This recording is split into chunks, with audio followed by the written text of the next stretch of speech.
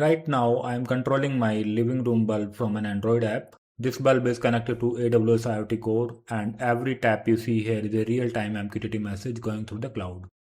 Not local Wi-Fi, not Bluetooth, but secure cloud communication. To make this secure and scalable, we use AWS Cognito Identity. Cognito gives each user a temporary secure identity, so the mobile app can safely connect to AWS IoT without hard coding credentials inside the app.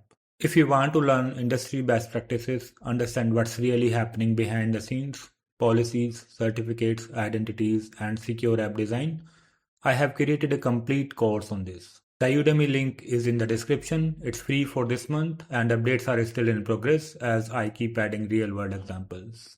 If you are serious about building production ready IoT apps, don't miss it.